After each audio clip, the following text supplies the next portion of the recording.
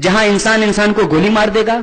प्रधानमंत्री जी, ना आपको कोई गोली मारेगा, ना किसी आम इंसान को कोई गोली मारेगा। हमको ऐसा समाज बनाना है, हमको हिंसा मूलक समाज नहीं, हमको शांति प्रिय समाज बनाना है। इसीलिए आप ये चालाकी करना बंद कीजिए।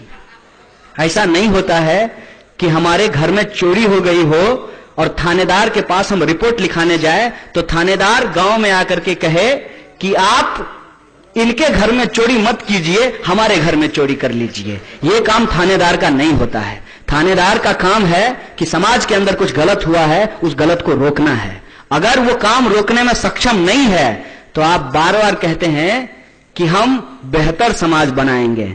बेहतर समाज बेहतर नैतिक मूल्यों से बनता है। अगर आप अपने आप को इस देश का सबसे बेहतर नेता बनाना चाहते हैं तो लीजिए जिम्मेवारी लाल बहादुर शास्त्री की तरह। जब वो रेल मंत्री थे, रेल की दुर्घटना होने पर इस्तीफा दे दिया था। अगर आपसे देश नहीं संभल रहा है, अगर गौ रक्षकों के नाम पे दलितों की हत्या की जा रही है, मुसलमानों को मारा जा रहा है, कश्मीरियों को मारा जा रहा है, दीजिए इस्तीफा। ये एक नैतिकता का सवाल है। ये मैं सवाल आपसे खड़ा करना चाहता हूं। और जब ये सवाल आपसे पूछा जाता है तो आप कहते हैं कि विद्यार्थियों को राजनीति नहीं करना चाहिए। सही बात है, हम राजनीति करने के लिए यहां नहीं हैं। हम विद्यार्थी हैं और हमारा काम पढ़ने लिखने का है। लेकिन इस बात को हम बहुत बखूबी समझते हैं कि जब कोई आकर के आपको कहे कि आपको राजनीति नहीं करनी चाहिए, वो उसी वक्त आपके खिलाफ राजनीति कर रहा होता है। इस बात को हमको समझ में आती है।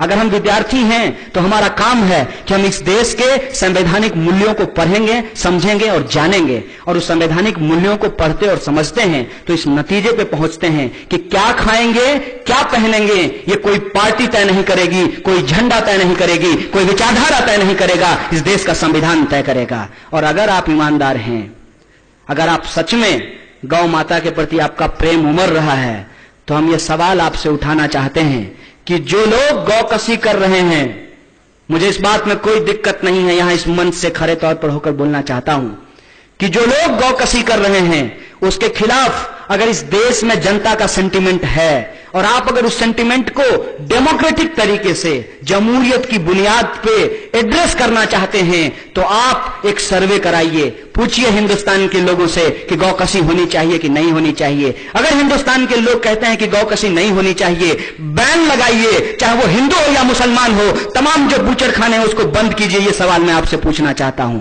लेकिन हमको मालूम है कि इस देश में होता क्या है। इस देश में हमेशा बात को पलट दिया जाता है। सिगरेट पीने से आपका स्वास्थ्य खराब हो जाएगा, इसीलिए अगर आप पब्लिक प्लेस पे सिगरेट पिएंगे तो आपको 200 रुपया जुर्माना देना पड़ेगा। लेकिन जो सिगरेट बनाने वाली कंपनी है उसके साथ बैठ करके रात को डिनर किया जाएगा। हम कहते हैं कि कोई चीज गलत है तो सबके लिए गलत है, चाहे वो हिंदू हो या मुसलमान हो, चाहे वो अमीर हो या गरीब हो, चाहे महिला हो या पुरुष हो, चाहे बिहारी हो या कश्मीरी हो, वो सबके लिए गलत है। हम ये सवाल आपसे पूछना चाहते हैं कि आप करें तो सही सही और हम करें तो गलत गलत, ये नहीं चलेगा। और प्रधानमंत्री जी का बयान जो आया है उस बयान को आप देखिए कि किस तरीके से समाज को एक बार फिर से बांटने की कोशिश की गई है। प्रधानमंत्री जी ने कहा कि बादशाह लोग गाय लेकर के युद्ध में जाते थे और राजा और बादशाह की जो लड़ाई होती थी उसमें राजा हार जाते थे।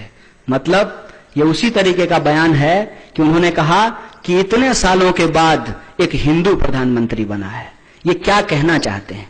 ये कहना चाहते हैं कि इस देश के अंदर जो मुसलमान हैं वो मुसलमान इस देश के नहीं हैं। मोदी जी, मालूम है कि आप इतिहास में फेल हो गए थे और आपकी डिग्री फर्जी होना हो, आपका मार्कशीट जो आया है उसमें साफ साफ पता चलता है कि आप इतिहास के बड़े कमजोर विद्यार्थी रहे हैं। फेल होना कोई गलत बात नहीं है, हम भी फेल होकर के पास हो जाते हैं। लेकिन गलत बात यह है कि जब आप इतिहास को गलत तरीके से प्रस्तुत करने की जिम्मेवारी उठा लेते हैं। हमारे यहां एक बात कही गई है कि सोए इंसान को जगाया जा सकता है, जो सोने का नाटक कर रहा हो उसका आप क्या कर लीजिएगा। तो जो इतिहास ना जानता हो उसको इतिहास बताया जा सकता है, और जिसने इतिहास तोड़ने की जिम्मेवारी ले ली हो उसको आप इतिहास नहीं बता सकते हैं। तो मैं उनको इतिहास जब बताता हूं तो उनको नहीं, इस देश की जनता को बताता हूं कि इस देश के अंदर राजा हिंदू हो या मुसलमान हो, उसमें शासन किसी भी प्रजा के ऊपर किया है और शोषण किसी भी प्रजा के ऊपर किया है। राजा का धर्म मायने नहीं रखता, राजा का शोषण मायने रखता है। इसीलिए राजा के धर्म के आधार पे आज प्रजा के ऊपर अत्याचार करना बंद कीजिए। बाबर की गलतियों का सजा जुम्मन मियां से नहीं लिया जा सकता है। और ये जो समाज की संकल्पना है, इस संकल्पना को हमको बार बार जिंदा करना है और इतिहास को जो तोड़ मरोड़ करके पेश करने की कोशिश की जानी है, तो हमको उस सेक्युलर क्रेडेंशियल को बचाना है, उसको क्लेम करना है, जिसके इतिहास में यह बात निकल करके आई थी कि जब हिंदुस्तान के अंदर चुनाव हुआ था तो मुस्लिम लीग हार गई थी और कांग्रेस को लोगों ने वोट करके जिताया था। इसीलिए इस देश के अंदर जो मुसलमान रहे हैं वो इस मिट्टी के हैं, यही के हैं, और इनको आप बाहरी बता करके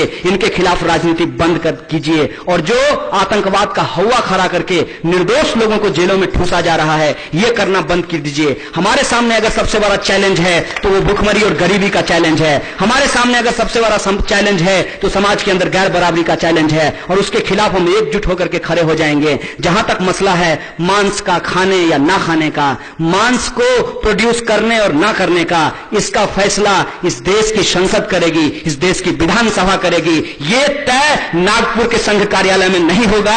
अगर यह होगा तो देश के संविधान के हिसाब से होगा, मनुस्मृति के हिसाब से नहीं होगा। इन्हीं शब्दों के साथ आप तमाम लोगों को एक बार पुनः शुक्रिया अदा करते हुए अपनी बात को खत्म करना चाहता हूं। शुक्रिया। इनकलाब जिंदाबाद।